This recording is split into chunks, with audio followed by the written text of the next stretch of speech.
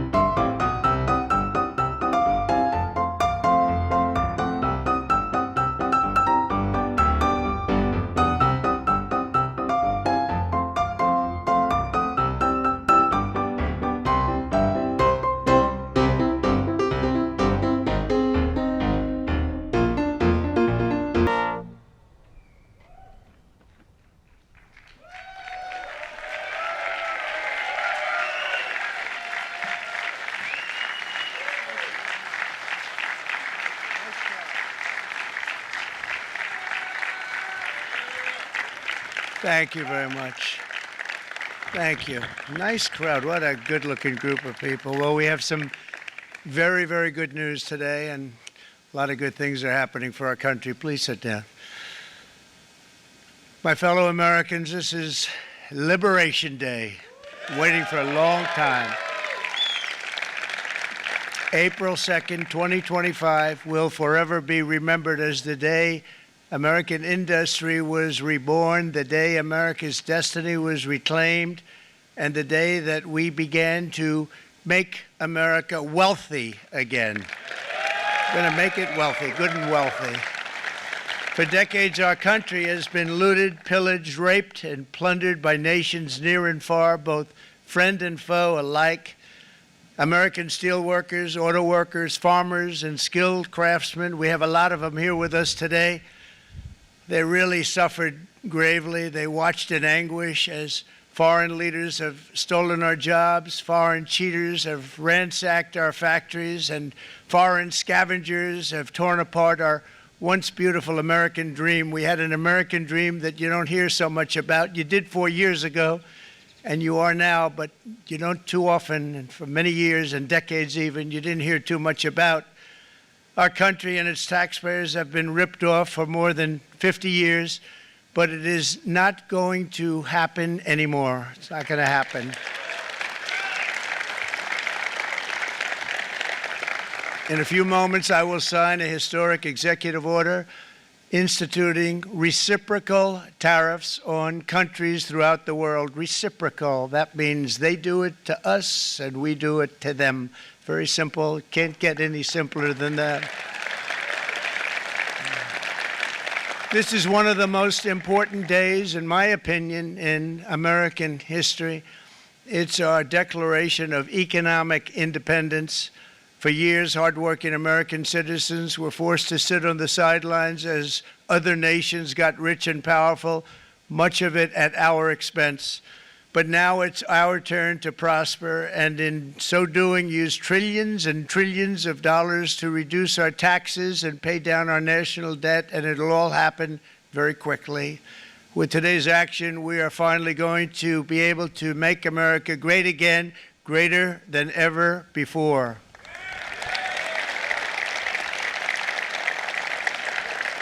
Jobs and factories will come roaring back into our country, and you see it happening already. We will supercharge our domestic industrial base. We will pry open foreign markets and break down foreign trade barriers. And ultimately, more production at home will mean stronger competition and lower prices for consumers. This will be indeed the golden age of America. It's coming back, and we're going to come back very strongly. We're pleased to be joined on this momentous occasion by Vice President J.D. Vance. J.D., thank you. Thank you. Thank you very much. Where are you, J.D.? No, that wasn't too hard to find. I was looking, you know, he likes to take a low-key attitude, so it'd usually be sitting right in front. He's gaining a lot of confidence, Mike, isn't he? And nearly my entire cabinet is here, as well as Speaker Mike Johnson has done an amazing job.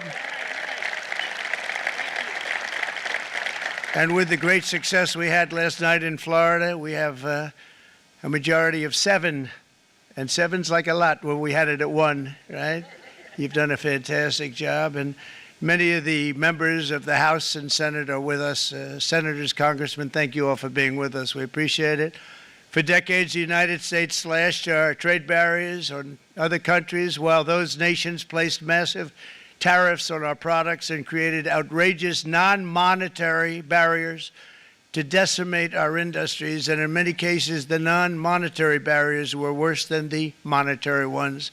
They manipulated their currencies, subsidized their exports, stole our intellectual property, imposed exorbitant VAT taxes to disadvantage our products, adopted unfair rules and technical standards, and created filthy pollution havens. They were absolutely filthy, but they always came to us and they said, we're violating, we should pay for it. It's all detailed in a very big report by the U.S. Trade Representative on foreign trade barriers, and I'll just hold it up for you. It's available, and you don't have to pay too much. As I understand it, you'll pay nothing. It's a lot of work for something, actually, because it's a special book. It's very, frankly, it's very upsetting when you read it, when you see what people have been doing to us for 30 years. This all happened with no response from the United States of America, none whatsoever. But those days are over. Let me offer just a few examples of the vicious attacks our workers have faced for so many years. The United States charges other countries only a 2.4 tariff on motorcycles. Meanwhile, Thailand and others are charging much higher prices, like 60%. India charges 70%. Vietnam charges 75%, and others are even higher than that. Likewise, until today, the United States has for decades charged a 2.5 tariff. Think of that, 2.5% on foreign-made automobiles. The European Union charges us more than 10% tariffs, and they have 20% VATs, much, much higher. India charges 70%, and perhaps worst of all are the non-monetary restrictions imposed by South Korea, Japan, and very many other nations. As a result of these colossal trade barriers, 81% of the cars in South Korea are made in South Korea. 94% of the cars in Japan are made in Japan. Toyota sells 1 million foreign-made automobiles into the United States, and General Motors sells almost none.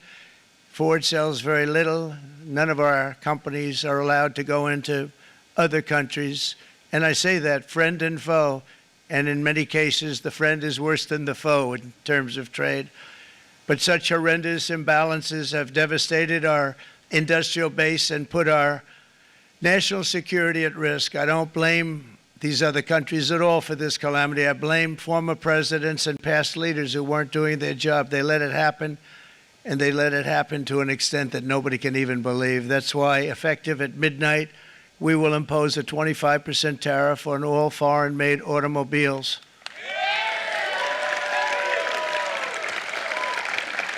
Thank you. Brian, I'd like to have you come up here for a second, okay?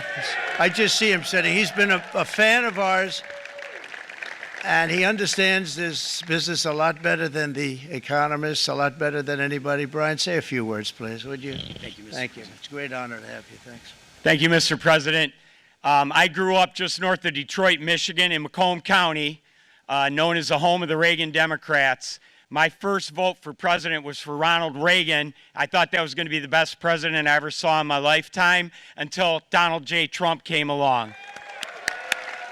I have watched my entire life, I have watched plant after plant after plant in Detroit and in the Metro Detroit area close. There are now plants sitting idle. There are now plants that are underutilized, and Donald Trump's policies are going to bring product back into those underutilized plants. There's going to be new investment. There's going to be new plants built. And the UAW members, and I brought 20 of them with me, they're sitting right over here.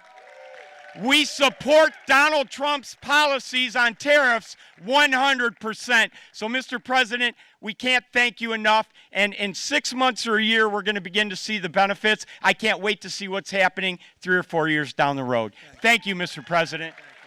Thank you so much. Thank you. What a great guy. He got it right from the beginning. He got it before almost anybody else. This group over there, they got it too.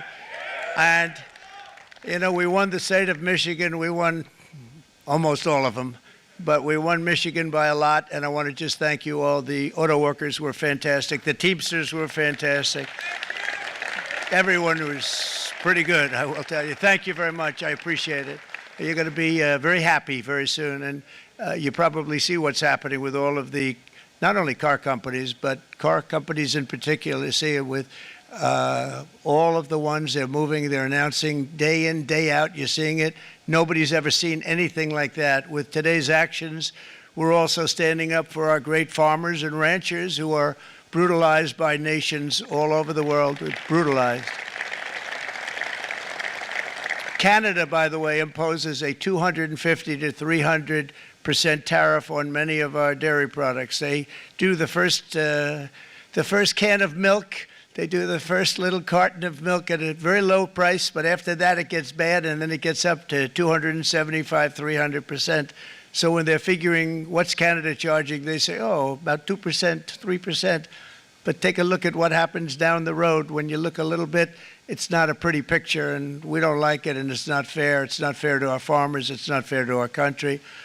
And with countries like Canada, you know, we subsidize a lot of countries and keep them going and keep them in business. In the case of Mexico, it's $300 billion a year. In the case of Canada, it's close to $200 billion a year. And I say, why are we doing this? Why are we doing this? I mean, at what point do we say, you got to work for yourselves, and you got to, this is why we have the big deficits. This is why we have that amount of debt that's been placed on our heads over the last number of years, and we're really not taking it anymore.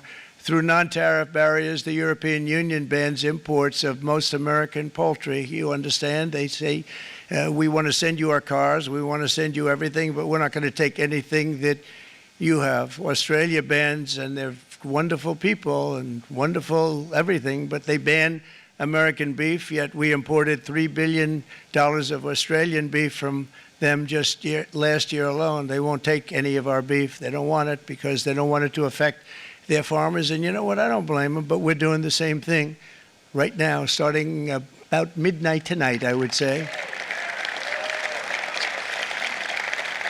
And China charges American rice farmers an overquota, it's called, a tariff rate of 65%. South Korea charges 50%.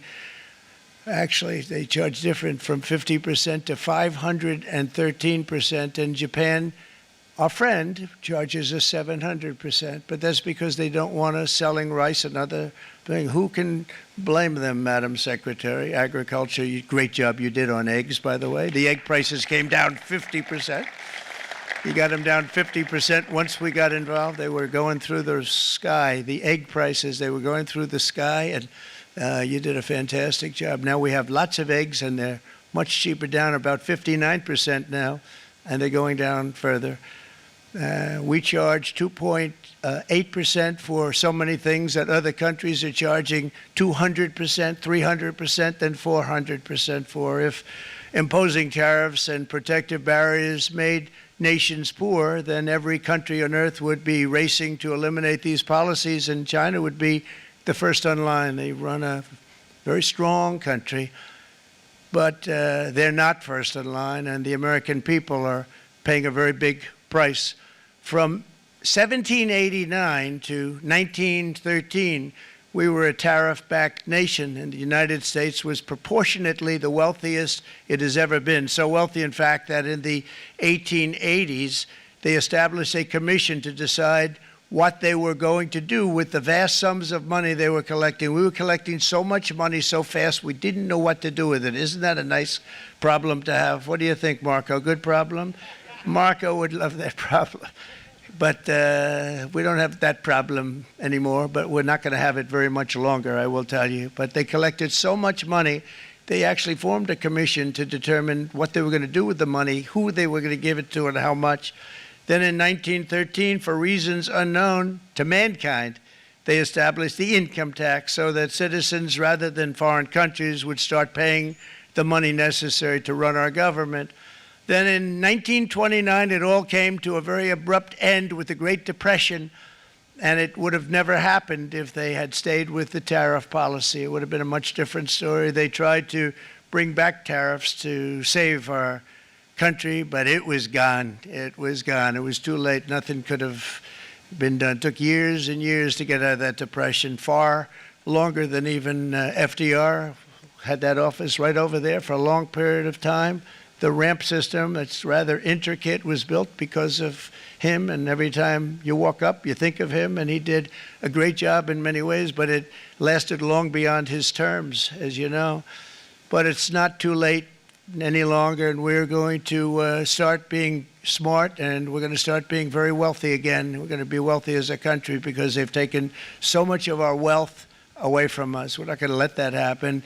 We truly can be very wealthy. We can be so much wealthier than any country. It's not even believable, but we're getting smart. Nearly a century later, in the face of unrelenting economic warfare, the United States can no longer continue with a policy of unilateral economic surrender. We cannot pay the deficits of Canada, Mexico, and so many other countries. We used to do it. We can't do it anymore. We take care of countries all over the world. We pay for their military. We pay for everything they have to pay, and then when you want to cut back a little bit, they get upset that you're not taking care of them any longer. But we have to take care of our people, and we're going to take care of our people first, and I'm sorry to say that.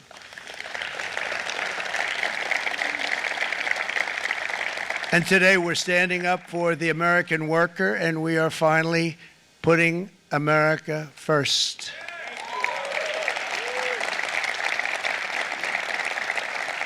In Sleepy Joe Biden's last year in office, the United States hemorrhaged 100,000 manufacturing jobs, and the number was going through the roof at levels never seen before.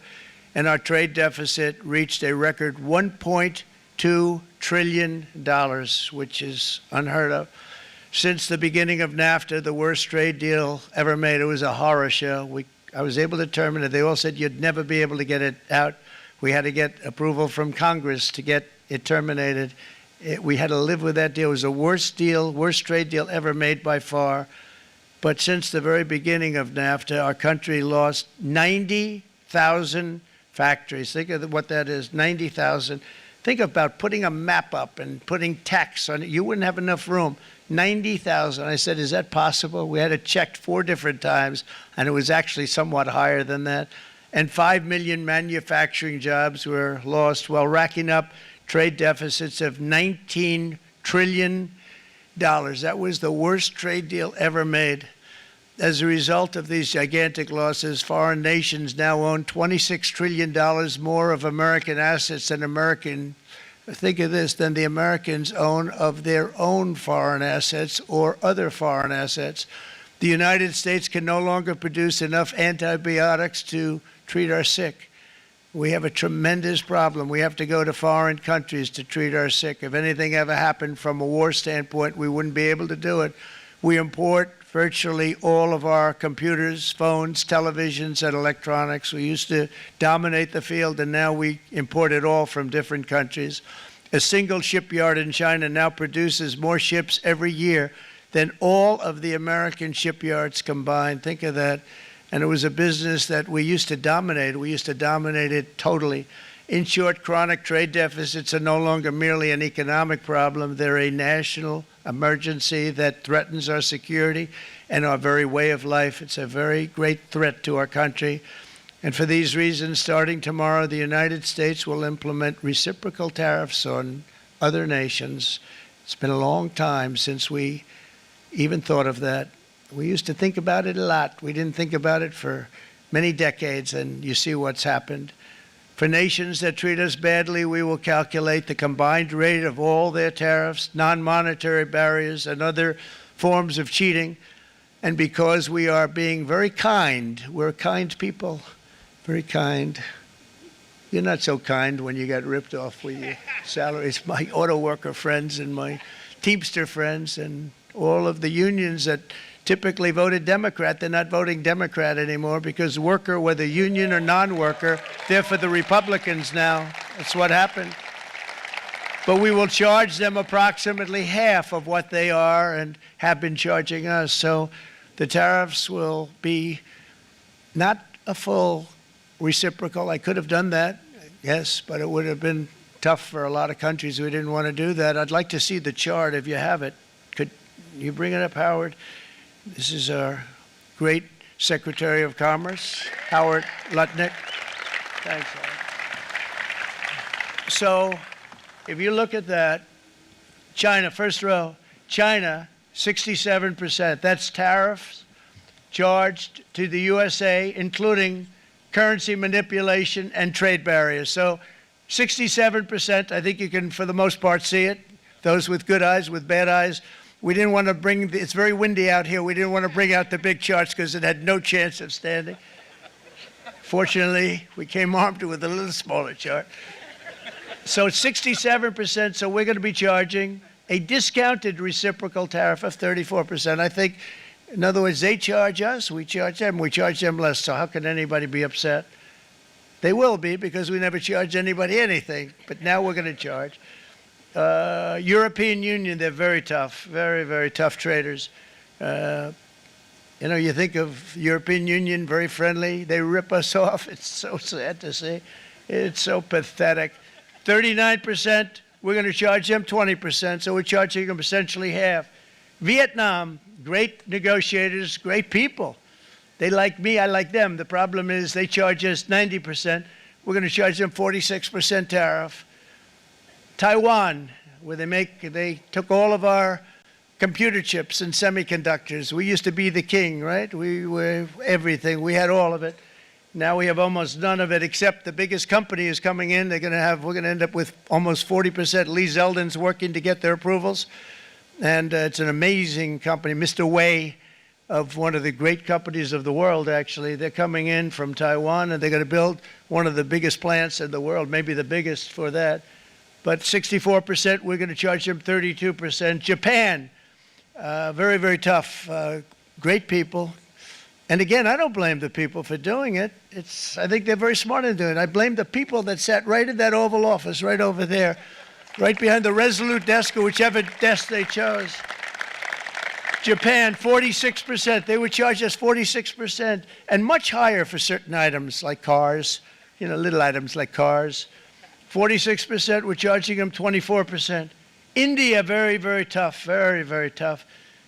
The Prime Minister just left, and he's a great friend of mine, but I said, you're a friend of mine, but you're not treating us right. They charge us 52%. You have to understand, we charge them almost nothing for years and years and decades, and it was only 7 years ago when I came in, we started with China and charged them. We took in hundreds of billions of dollars from China in tariffs, and they understood, honestly. President Xi understood. He said, look, I understand, and the other countries, and they all understand. We're going to have to go through a little tough love, maybe, but they all understand. They're ripping us off, and they understood it. Prime Minister of Japan, Shinzo Abe. He was a fantastic man. He was unfortunately taken from us, assassination. But I went to him and I said, Shinzo, we have to do something. Trade is not fair. And he said, I know that, I know that. And he was a great gentleman. He was a fantastic man, but he understood immediately what I was talking about. I said, Shinzo, we have to do something. He said, I know that. And we worked out a deal, and it would have been a much better deal, but frankly, there were many years left in the deal that was made previous to my getting there, but it was something. If you look at Switzerland, 61% to 31%. Indonesia, Malaysia, Cambodia. Oh, look at Cambodia, 97%. We're going to bring it down to 49. They made a fortune with the United States of America. United Kingdom, 10%, and we'll go 10%. So we'll do the same thing. South Africa, 60%, 30%, and they've got some bad things going on in South Africa. You know, we're paying them billions of dollars, and we cut the funding because a lot of bad things are happening in South Africa. The fake news ought to be looking at it. They don't want to report it. Brazil, 10%, 10%. Bangladesh is 74%. So you see what's going on. Pakistan, 58%. Sri Lanka, 88%. So what we're doing is we're taking not the full, we could take the full 88%. Thanks a lot, Howard. He's doing a very good job. How's he doing, all right? I think you better take it with you. It's not going to last very long. He's going to put it, it's going to follow you down with the wind. I brought a hat just in case it got too windy, but here, would anybody like a hat? I'm not giving it to a cabinet. I'm giving it to the auto workers. Come here.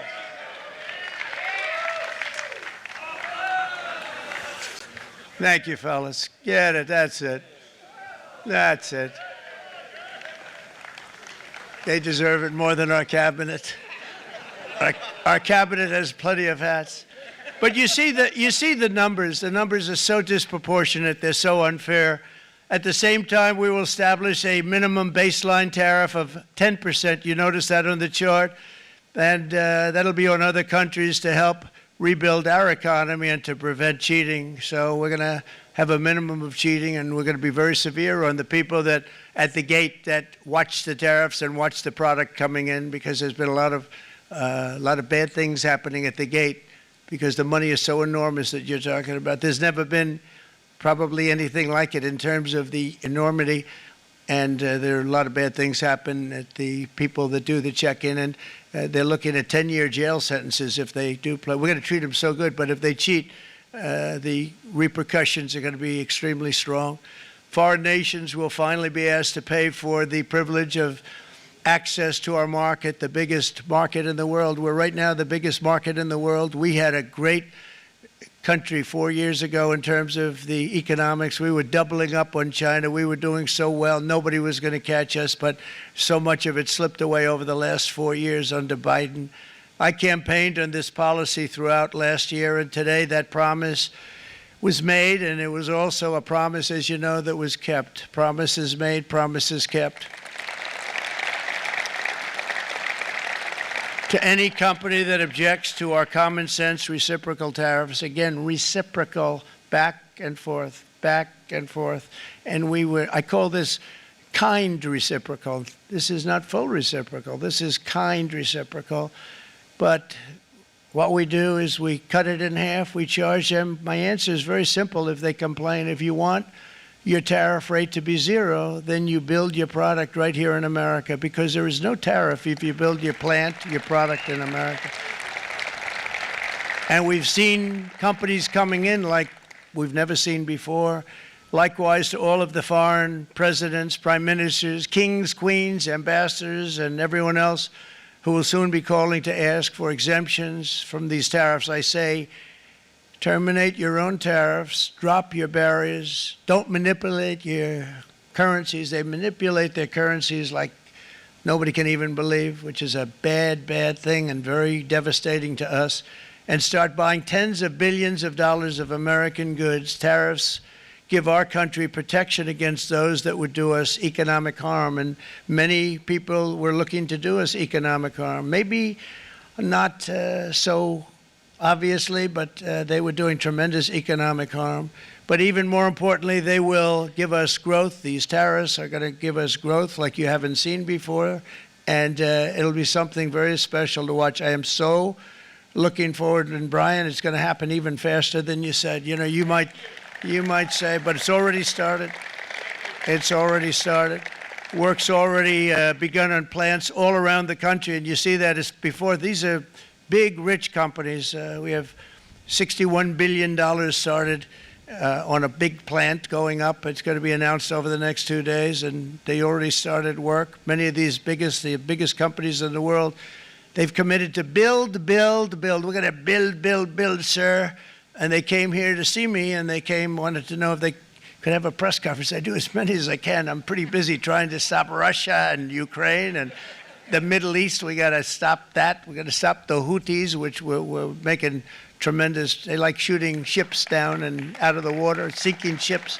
They get a kick out of it, but they're not getting such a kick out of it now, are they? Mr. Secretary. They're not getting such a kick out of that now. But here are just a short list of some of the companies that have already announced and committed to investment. And this is a company that built its factories and its plants in China. Apple is going to spend $500 billion. They never spent money like that here. They're going to build their plants here. SoftBank, OpenAI, and Oracle, great companies, are investing $500 billion almost immediately. NVIDIA, a hot company, is investing hundreds of billions of dollars. They just announced. TSMC, the biggest, most important company in the world of chips from Taiwan, with no investment from us, is investing $200 billion, and they said the reason was, number one, the election of November 5th, and number two, the tariffs. They don't want to pay the tariffs, and the way they're not paying it is to build their plant here. So we're going to go from almost no percentage. We used to have 100% of the chip market. Now it's all in Taiwan. Almost all of it's in Taiwan, a couple of other countries, but mostly in Taiwan. And think of it, we had 100%. We lost it because of people in that office that didn't do their job. They allowed it to be stolen from us. Johnson & Johnson, great company, $55 billion.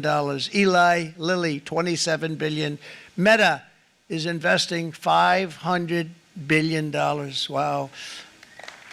DeMac is investing $20 billion. CMA, CGM, $20 billion. And then you have Merck and Clarios, Stellantis, General Motors, GE Aerospace, Honda, Nissan, Hyundai are all putting in billions and billions of dollars, and they're committed 100%. So. And we've never had, and this is after 2.5 months. This is after just a short, this all took place as soon as we came out with what everybody wanted to do. You know, I watched a gentleman today on television, he used to work with Lee Iacocca, a very respected automobile person, and he said, you know, because they're asking people, they try and get as many negative people as they can, but they can't find them too much. It's pretty hard to find in terms of what we're doing, especially when they see all this investment. They said, so tell me, what do you think of what Trump is doing from the automobile standpoint? He said, I can't believe it. Somebody is finally, he's an older guy, real pro, really top guy, with Lee Iacocca. He said, I never thought I'd see the day when this would happen, where somebody had the courage to go and do what has to be done. This is transforming our nation. Our entire nation is going to be transformed, not only with the cars, but on every single other item that's built. We're going to become an industrial powerhouse. And he said that so beautifully today. In fact, I'm going to find out, I'm going to get a tape, and Bruce, I'm going to get that tape, and I'm going to send it to you out in Long Island, and you're going to play it for the people. And all your union workers and your non-union workers out there, you got a pretty even split. But we have, so far, it looks like we're going to have about $6 trillion of investments, and you wouldn't do that in years in this country over the last number of years. $6 trillion, and that's going to be much higher by the end of the year. And think of what $6 trillion is. You wouldn't have even a small percentage of that under this other system. We're going to be an entirely different country, and it's going to be fantastic for the workers. It's going to be fantastic for everyone. There will never have been a transformation of a country like the transformation that's already happening in the United States of America. It's an incredible thing to watch, and it's incredible to meet with the top people, people that you read about, very wealthy people, or people that are great managers and executives and presidents of big public companies, and to watch the enthusiasm they have now that they didn't have. They gave up on our country. They went to foreign countries and they built. Companies are pouring into our country at levels never seen before, with jobs and money to follow, and it's really beautiful. In the coming days, there will be complaints from the globalists and the outsourcers and special interests and the fake news. Always, the fake news will always complain. But never forget, every prediction our opponents made about trade for the last 30 years has been proven totally wrong. They were wrong about NAFTA. They were wrong about China. They were wrong about the Trans-Pacific Partnership, which would have been a disaster if I didn't terminate it. If I didn't terminate that, United Auto Workers, you would have had no jobs in this country. You would have had no jobs. It was all going to other countries.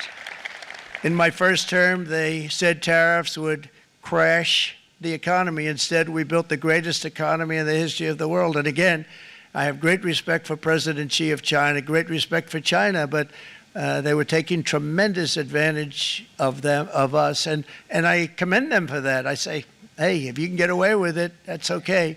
But, they understand exactly what's happening, and they probably, most of them are saying it's about time they did something, but, and they're going to fight, and they're going to fight fair. Everyone's going to fight. It's like, I say to the leaders, look, you got to take care of your country, but we have to start taking care of our country now. We can't do what we've been doing for the last 50 years. From the day of my election, the stock market went up in my first term 88%, with NASDAQ going up 155%, more than any president has ever had in any term in office, by far. And I think we're going to blow that away. And maybe the numbers won't show, but I think they're going to show much better than even those numbers. But what you're going to see is you're going to see activity, that empty, dead sites, factories that are falling down. Those factories will be knocked down, and they're going to have brand new factories built in their place. They're not only talking about renovating, they're talking about brand new, the best anywhere in the world, the biggest anywhere in the world. I have a friend who builds car plants, and I said, I want to see the biggest and the best. He said, well, we have to go to Mexico. I said, no, I want to see it in the United States. He said, we're not building them in there. This is a year and a half ago during the campaign. He said, we're not building it. You'd have to go to Mexico. When I was starting to decide to run, and I went to number one in the polls very rapidly, I want to say, like, let's say in the first hour. And then shortly thereafter, it looked like I was going to win, and the fake news was saying, oh, no, don't do this. What they don't know is if I didn't win, they would have really been in trouble, because nobody wants to read them anyway.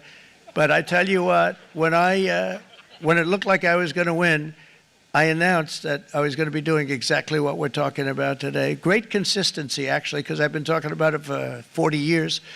But because I saw what was happening 40 years ago. If you look at my old speeches when I was young, very handsome, my old speeches, and that people would say, I'd be on a television show, I'd be talking about how we were being ripped off by these countries. I mean, nothing changes very much. The only thing that changed were the countries, but nothing really changes. But it's why it's such an honor. It's such an honor to be finally able to do this.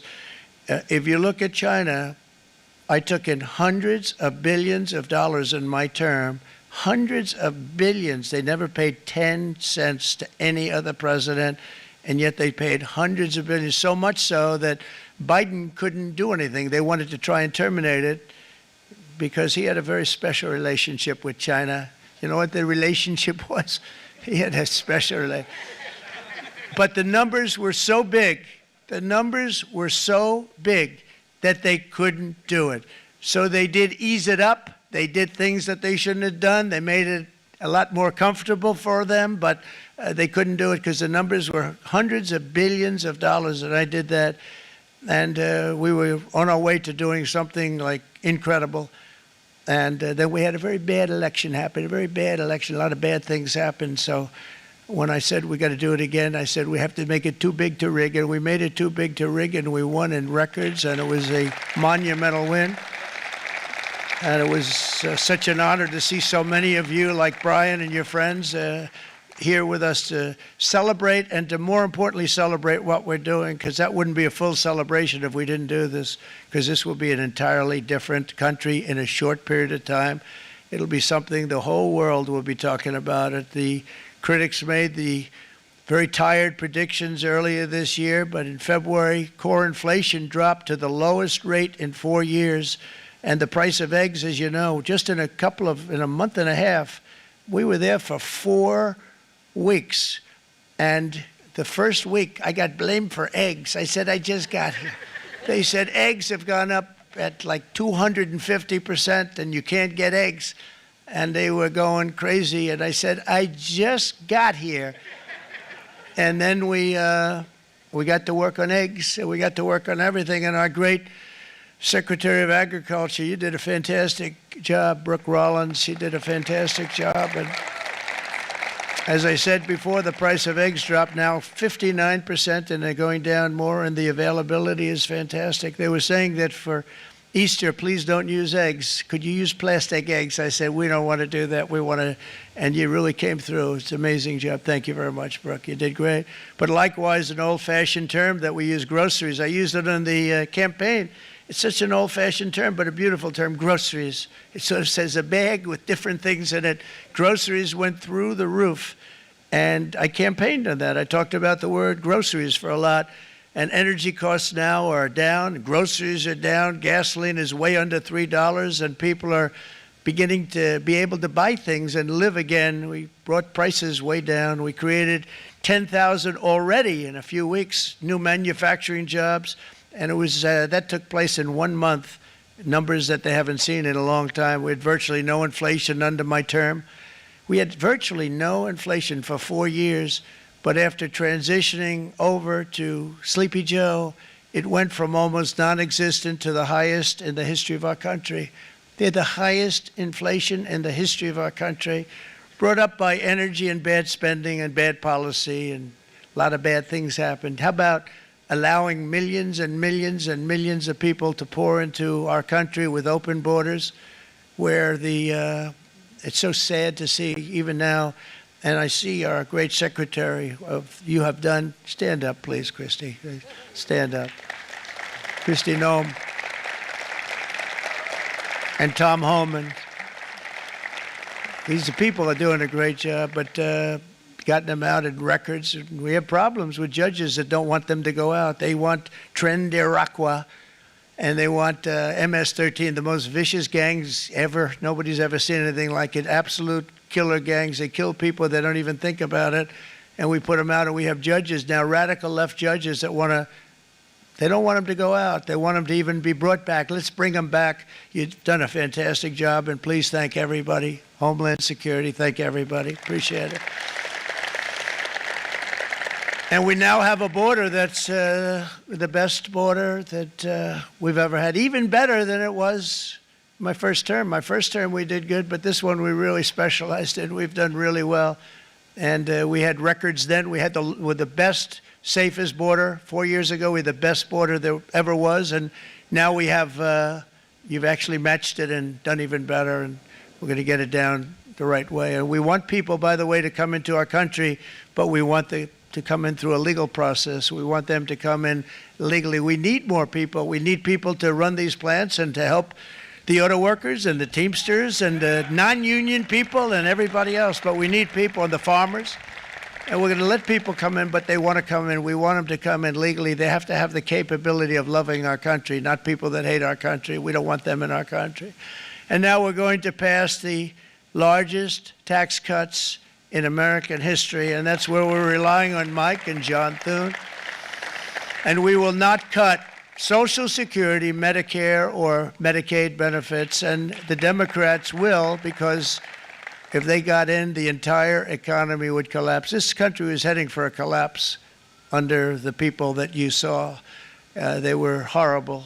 I think one of the reasons people like the job, I have my highest approval ratings because I think they're comparing me to the worst administration in the history of our country, so I appreciate that at least.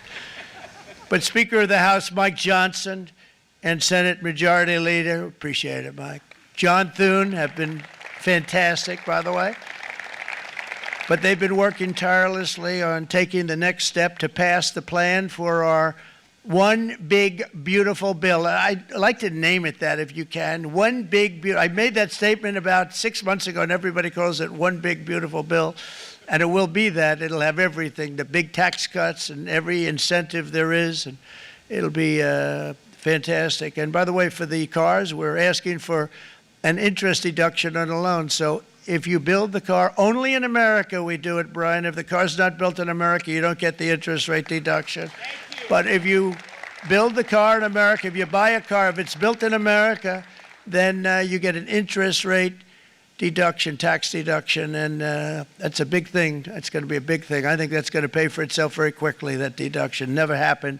We've never had anything like that before. Somebody said, where do you get the idea? Because it's so basic. You would think that would have happened a long time ago.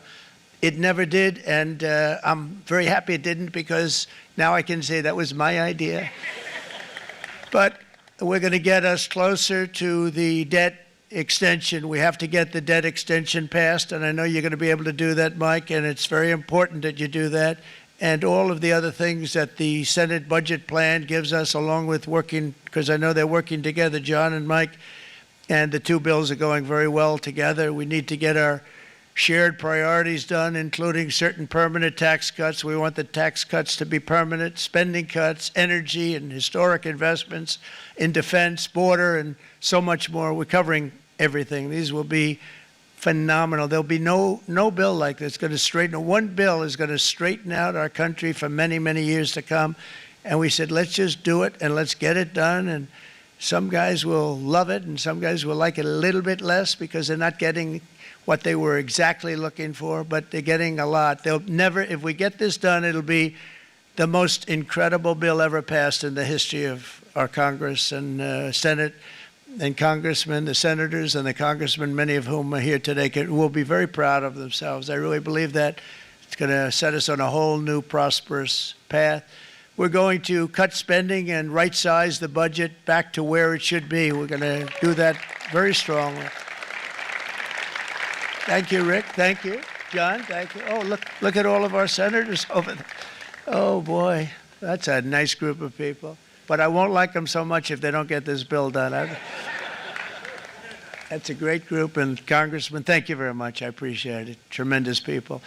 The Senate plan is my complete and total support, and the House plan likewise is very similar. They're moving along pretty much at the same clip, and as soon as you're ready, you'll show it to me, and I'm sure it'll have my support, Mike. Every Republican congressman and senator must unify. We have to unify. We can't be separated. We have to get it done. We have to get absolutely everything we can, and we have to take care of the American people. That's the only thing that matters. We have to take care of the American people first. We need to pass this bill immediately, get it done, including debt extension. From this day on, we're not going to let anyone tell us that American workers and families cannot have the future that they deserve. We're going to produce the cars and ships, chips, airplanes, minerals, and medicines that we need right here in America. The pharmaceutical companies are going to become roaring back. They're coming roaring back. They're all coming back to our country because if they don't, they got a big tax to pay. And if they do, I'll be very happy, and you're going to be very happy, and you're going to be very safe. We're going to build our future with American hands, with American heart, American steel, and we're going to build it with American pride like we used to. We're approaching our 100th day as president and have been given credit by a lot of people, actually, even some of the fake news. Can you believe it? Which in this case hopefully isn't fake, for having done more in that time than any other administration in the history of our country in the first 100 days. I think we've had an amazing, in terms of what we've done, what we've gotten accomplished. I'd like to see if we can get that war ended and another war from not starting in the Middle East. We have to get Russia. They're losing 2,000 on average, 2,500 people a day, young people, soldiers, Russian. Think of that. 2,500 through some days, but on average, probably over about a 1 week period, it's 2,712, they say. They're losing those soldiers. They're dying. They're being decimated. And they're not from our country, but they're from other countries, but they're human beings. They're from Russia. They're from Ukraine in this period, most of them. And we're going to get it stopped. It's a senseless war that would have never happened if I was president, and it shouldn't be allowed to go on. And I think we're being given good cooperation by Russia and by Ukraine, but we have to get it stopped. It's humanity. It's humanity. It's a terrible thing. This will be a very big moment. I think you're going to remember today. It's going to be a free nation that we're dealing with. We're going to have a very free and beautiful nation. It's going to be Liberation Day in America, and it's going to be a day that hopefully you're going to look back in years to come and you're going to say, you know, he was right. This has turned out to be one of the most important days in the history of our country. God bless you and God bless America. Thank you, everybody. Thank you very much. Thank you. Thank you very much.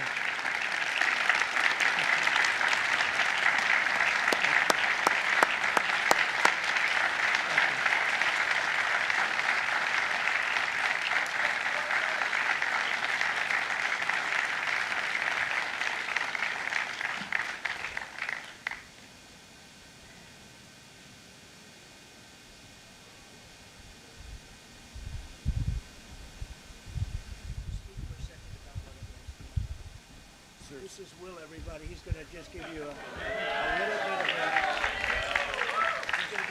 bit of a briefing on what we're signing. Good afternoon, y'all. We have two documents prepared for the president's signature today. One closes what's referred to as the de minimis loophole with respect to imports from the People's Republic of China. The other is the big one, is the reciprocal tariff executive order that the president just spoke about at length. This is obviously a huge deal, and it's been an honor to be a part of your team getting this ready for you, sir. Thank you very much. Thank you. Sir.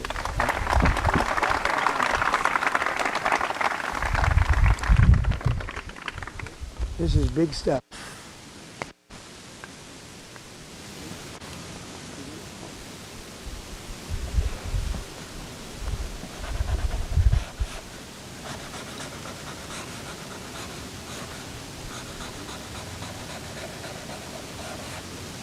That's a 10.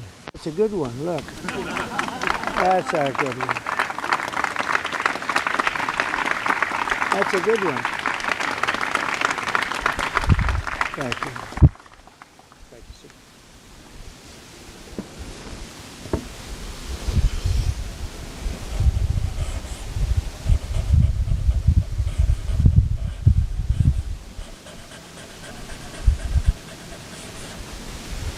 Okay, thank you very much. I'm going to hand out these pens now, if I can. Come on over. Yeah.